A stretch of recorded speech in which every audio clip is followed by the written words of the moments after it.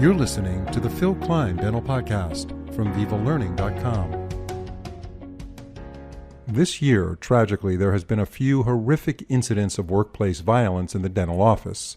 In one case, an assistant was attacked and stabbed in the eye by a patient, and in another incident, a dentist was shot to death in his own treatment room. Both victims were young and just starting their dental career. Absolutely tragic. So with the rise in violent crimes across the country, we as dentists are not immune to this disturbing trend. So the question is, what can we do to be better prepared? How does OSHA fit into all of this? To help us put this in perspective and tell us what we should be doing to prepare and respond to a violent crime in our dental office is our guest, Mary Gavoni. Mary is an internationally recognized speaker, author, and coach, focusing on infection prevention and control, OSHA and HIPAA compliance, and ergonomics. She's a certified dental assistant and registered dental hygienist with 50-plus years of experience in the dental profession. Mary will be joining us in a second, but first, are you looking for an air-driven handpiece that rivals the power and torque of electric? Well, I have good news. It's finally here. It's called the T-Max Z, and it's from NSK, a company we all know and trust as a world leader in dental handpieces. In addition to being lightweight and ergonomic, this revolutionary air-driven handpiece delivers unprecedented 44 watts of power, allowing it to cut through tough zirconia smoothly and quickly. In fact, the T-Max Z reduces overall cutting time by 30%. That means less chair time, reducing the burden on you and your patient. Take a test drive of the T-Max Z air-driven handpiece from NSK. For a free 10-day trial, go to nskdental.com and find your local rep to inquire. Experience the power and excitement of the T-Max Z series. Mary, thanks so much for joining us on our show. Thank you, Phil. I'm happy to be here. Although we have some sort of scary and, I guess, a little bit sad things to talk about today. No doubt that it's very sad and tragic, these types of things that we're going to be talking about today, but it is the world we live in, and it's better to be prepared the best we can in the event something like this happens. So recently, 2 dentists have been brutally attacked in their dental offices. The thought of that is just hard to imagine. What can you tell us about those 2 incidents? Absolutely. And it is just terrifying to think about. The first one happened in the beginning of February in New Orleans. And both of these were young dentists just at the start of their careers. And this particular dentist was working on a patient who we don't really know from the details that have been released yet, but something set him off, so to speak, and he pulled a knife and he stabbed her multiple times, once in the eye.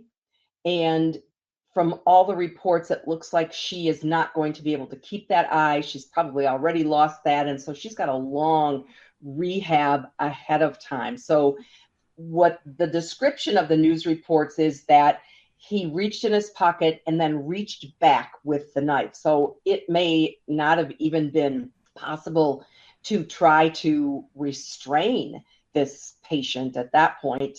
And the other one happened just a few weeks later in California, where, again, young dentist just starting out his career was shot to death in the office that he worked in by a disgruntled former patient.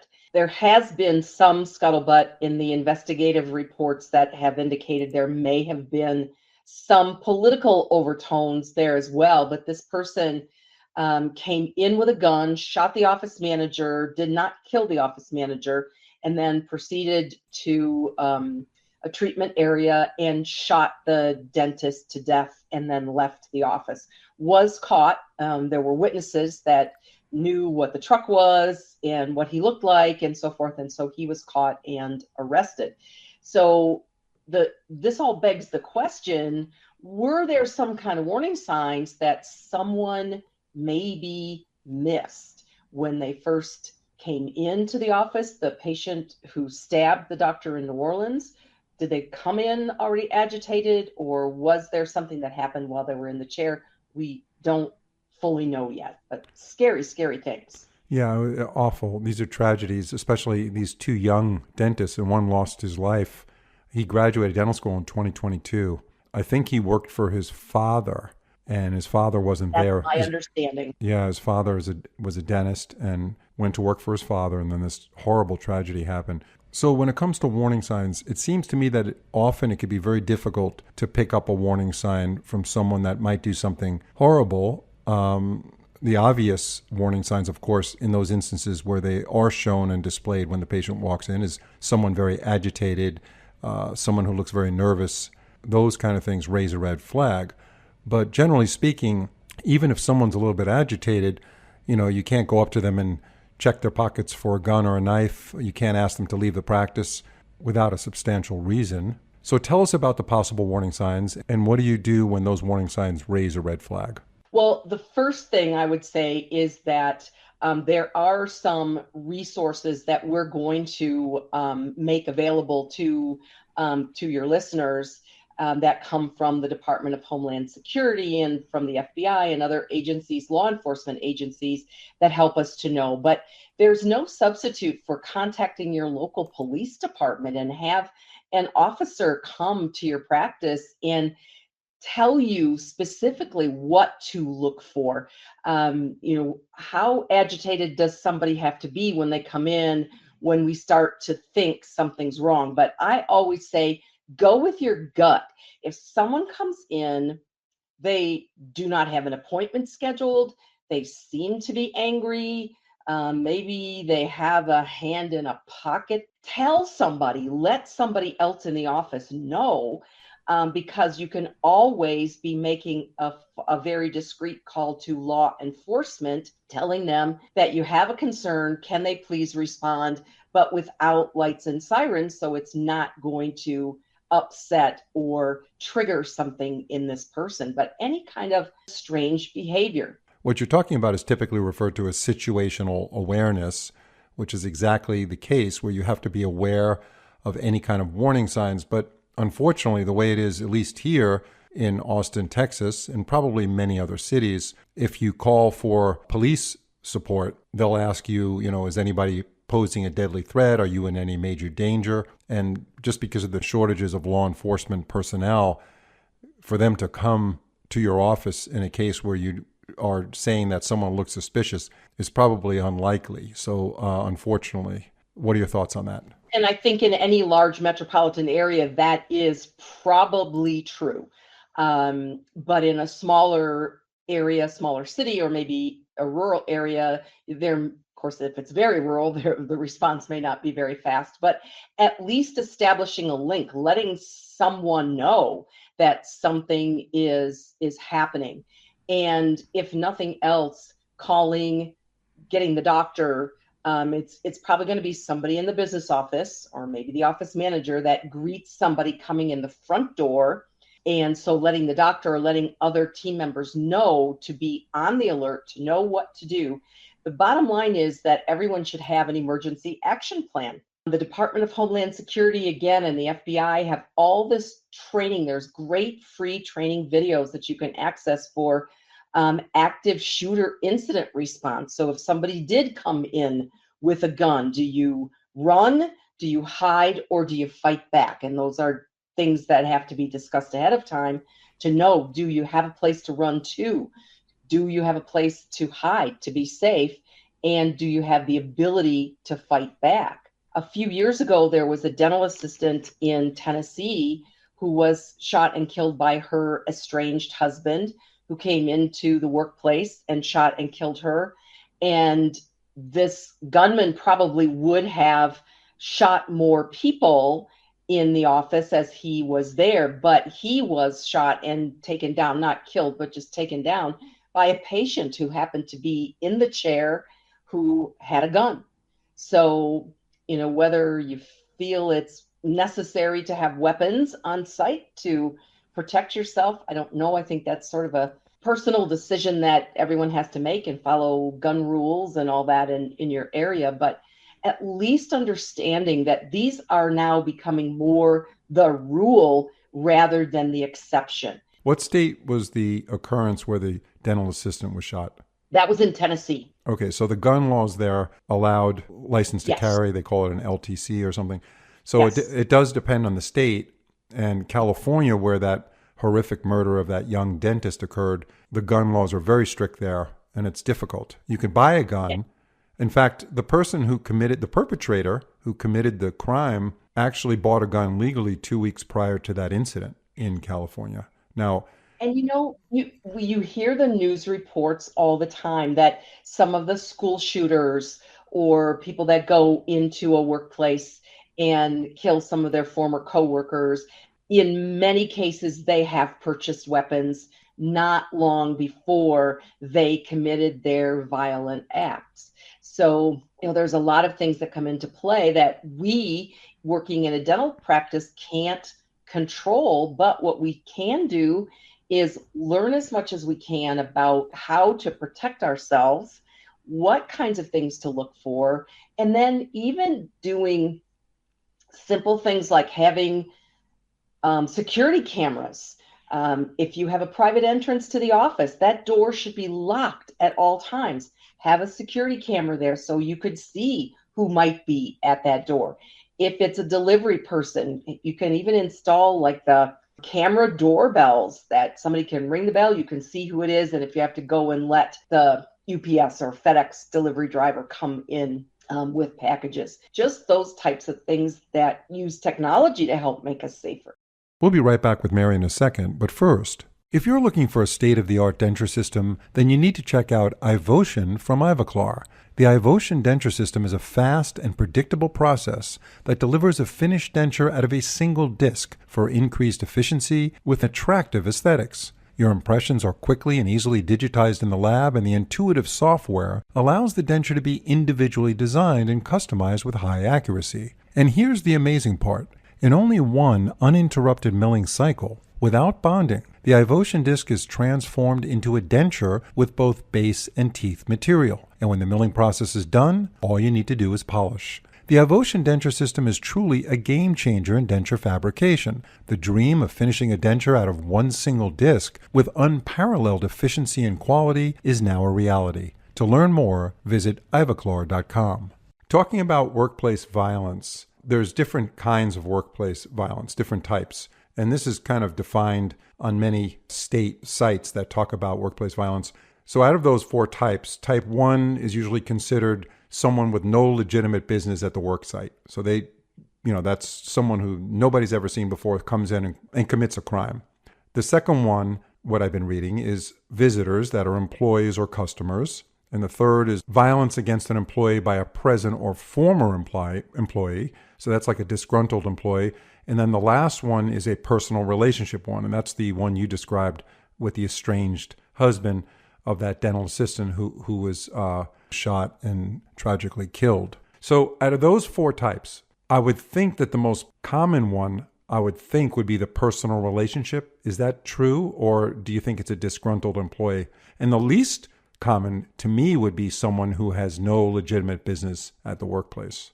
You're exactly right. We don't see as many of those types of incidents of someone who's just randomly going in and shooting people in a dental practice.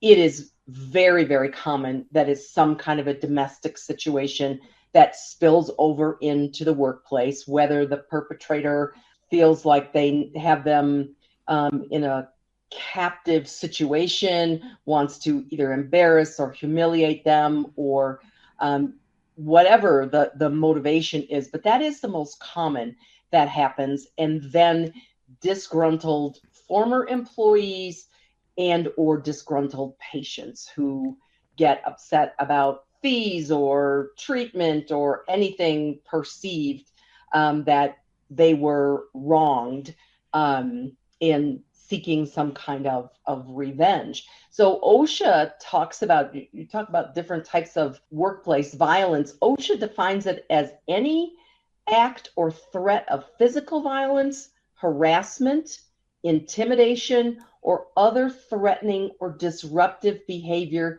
that occurs on the work site. Those kind of behaviors could happen anywhere, but it's workplace violence when those things happen in the work site. And it ranges from threats to verbal abuse, physical assaults, and even homicide, as we saw in California. And it can not only affect but involve employees, patients, visitors, just as you said, total strangers. And some other kind of interesting information. The Association of American Medical Colleges published some research that said that 60% of the healthcare workforce prior to the pandemic had experienced some type of verbal or physical abuse from a patient. That's a pretty big number of people that say that they were harassed by a patient.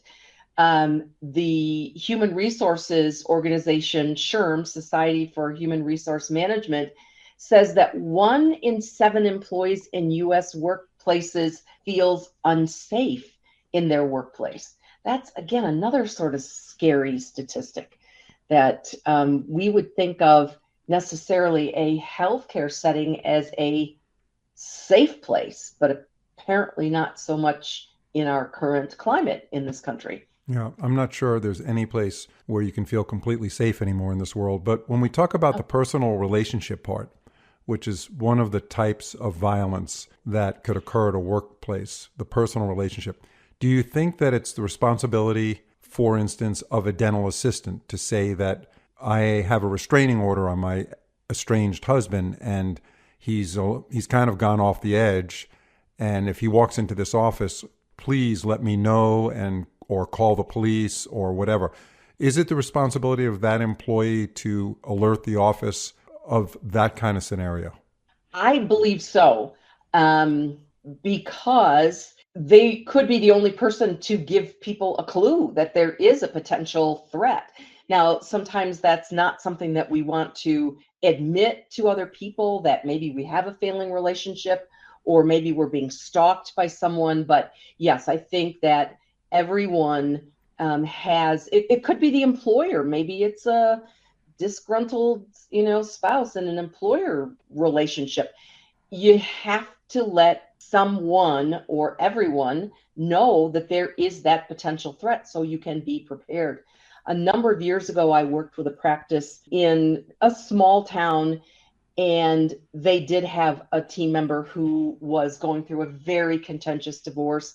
She did have a restraining order against her soon-to-be ex-husband, and he kept threatening her, coming into the office and just causing a fuss. He'd walk into the reception area and throw magazines around or just make a mess. Nothing terribly violent, but it still was frightening and threatening. And so what they finally did was have the police come out and meet with them, and the team reinforced with the police department that this person did have a restraining order, and they kept a log of how many times that they'd showed up. They did install some security cameras so they could actually see the footage of this person coming in. And then they developed a code, if you will.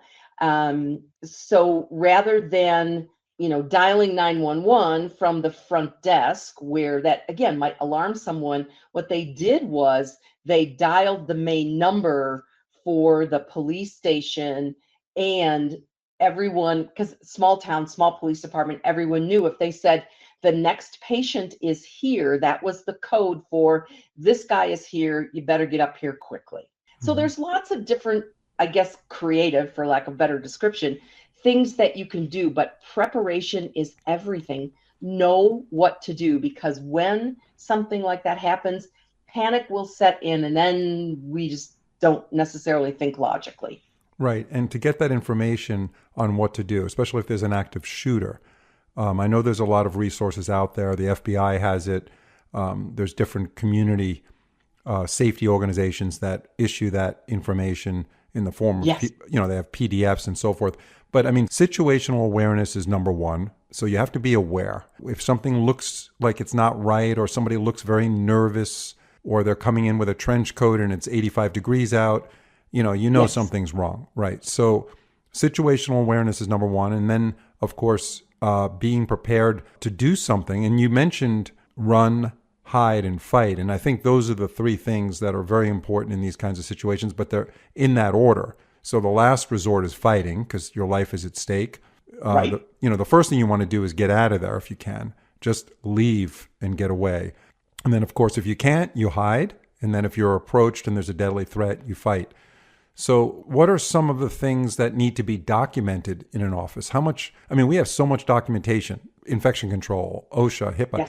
This stuff never ends. And, if you have a surprise inspection by an OSHA inspector and you don't have good documentation, you're in real trouble. So you have to document this stuff. What do we need for this kind of situation? You need what OSHA would call an emergency action plan. And there's really two components to it. One would be an evacuation plan. There's a fire, there's some, you spilled a chemical, not very likely for that to happen, but maybe a fire in the dental office. And how are you going to get out? You identify your exits and make sure that everyone knows where their closest exit is, how to get out. What if that exit's blocked? What's my next alternative? Those types of things. And then the other part, an emergency action plan, is more situational than just I have to get out of the office. I have an active shooter, or I have someone who's called in a bomb threat, or any number of things. And OSHA has a terrific e-tool on their website. We'll have the link accompanying this podcast for that practices can go and they can use this template to create their emergency action plan. And then you have to practice it so that you know what to do if something happens, just like practices should make sure that they do that drill of, we have a medical emergency. What are we going to do? How are we going to take care of this patient? Or maybe it's even an employee who has collapsed at work. So we need to have a plan, have it documented. We need to practice it so that we know what to do if the situation arises. Yeah, and we all hope the situation never arises. But like we said at the top of this podcast, you have to be prepared. That's just the way life is right now. And those that are prepared, in the long run, are going to be safer and endure less casualties if something, God forbid, does happen that's really bad. Thank you very much, Mary. We're going to be talking on future podcasts about workplace violence and how to handle some of these issues and what to do to be prepared. And we look forward to talking to you about that in the future. Great. Thanks for having me.